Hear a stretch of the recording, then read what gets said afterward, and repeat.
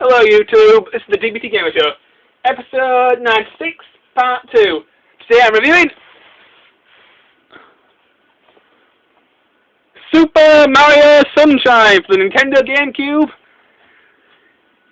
and I've reviewed quite a lot of the game already. I've covered the story, the graphics, the controls, the gameplay, the music, the voices, and the good stuff about this game in part 1. Now I'm into part 2, so I'm going to look at something else about this game. New good about this game, which I've just remembered, is that Yoshi's in it.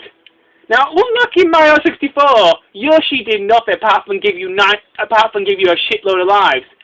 In Super Mario Sunshine, you actually get to ride him. So let me just find some fruit for the guy, and I'll show you what he looks like. Give me a minute. Okay, now that I've given Yoshi his fruit, I can ride him. So I jump on his back and he's my friend. Oh, look at how cute he is. Now, Yoshi is different to Mario, because instead of shooting water, he shoots juice. And the juice can destroy different enemies and solve different puzzles in the game. So Yoshi is a great idea to put in. It's one of the best powers in the game as well. It can also make you jump higher and move a lot faster. So to get off Yoshi anymore, you press the X button and you'll flip off. Now, there are two other power-ups in the game that you get. These are part of your flood. And they come in the shape of nozzles. You've got your rocket nozzle, which gives you a massive jump. You've got your turbo nozzle, which makes you go really fast on land and also on water. On water it's great because it's infinite, but on land it's a bit difficult to steer and you will run out eventually.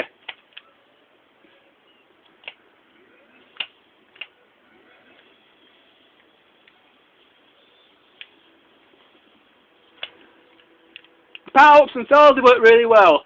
Although there is one complaint about the power-ups I have, but I'll talk about that in the bad stuff. Speaking of bad stuff, let's do that now, because that's all the good stuff I can make about this game. Here we go.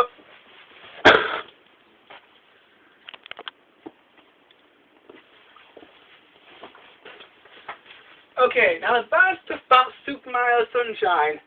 Well, there isn't really that much to pick fault with, but I have found some faults with this game. So let me list them off to you. Well, the first problem I had with this game was I had a few camera problems while playing the game. Moving the C-stick to actual camera is great and all, but it's not flawless. Just like the N64 camera with the C buttons, the camera does get stuck, and sometimes it also films in the wrong place, so you're looking through a bush or something. So the camera can have problems at times, but other than that, the camera is flawless. And the other thing about this game, some of the levels are really hard. Now, personally, I don't mind hard levels, but in this game, oh boy, some of the levels are real bitch to beat. Let me just point out one to you.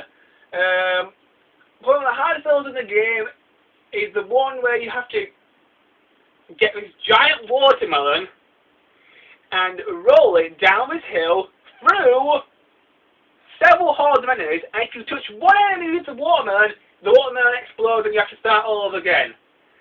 You have to put this giant watermelon down the hill, cross this little bridge to this smoothie maker, and you get a shine sprite for it. I can't remember what the shine sprite is called, but that is one of the hardest levels in the entire game. And that can be it can be a real bitch to beat. I've only done it once, but some of those can be really hard. They're so hard sometimes that they're really frustrating, and you may just want to give up and not play the game anymore. I knew a bad thing about this game. I didn't play the worst thing about this game, although it's one of the good things about the game, so it's difficult to put it in the bad stuff, if you get what I mean. One of the worst things about this game is the way that the character known as Flood is customizable. this gets really fucking annoying. Basically, when you change Flood's nozzles to like a turbo nozzle, you lose one nozzle. Now, the nozzle that you lose isn't always the one that you want to lose. Because when you start with Flood, you get the firing nozzle and the hover nozzle. But when you change the turbo nozzle, you lose the hover nozzle for a while until you switch back. Here's my question for Nintendo. Why in the hell can't you just have all the nozzles attached to the Flood at once? So you can switch through them and use them when you want them. So you can go, right, at this point in the game, I need the firing nozzle, so I'll just fire the shit out of these enemies. Walk on a bit. For this point in the game, I need the hover nozzle, so I'll just hover over this gap. Done. And for this point in the game, I need the turbo nozzle. But oh no, you have to go back to the block, grab the turbo nozzle, lose your hover nozzle ability, just to have the turbo nozzle in your inventory. Personally, it would be a 10 times better idea if Nintendo had put all the nozzles so you could unlock them and keep them on Flood at all times. So you could flick through all the nozzles that you wanted so that you could use them whenever you wanted without having to bash a block for them. Because losing the hover nozzle all the time is really annoying because the hover nozzle is probably the most useful nozzle in the entire game, in my opinion. So I was not impressed with the way that Nintendo customized the Flood.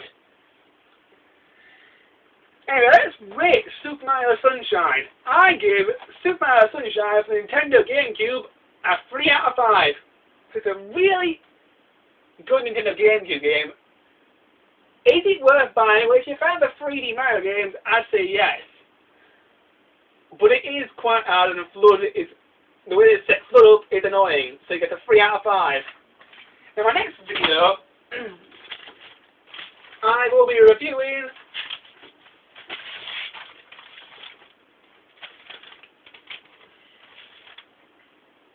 Drawn to Life, the Nintendo DS. But I ain't got time back today, YouTube. Until then, bye.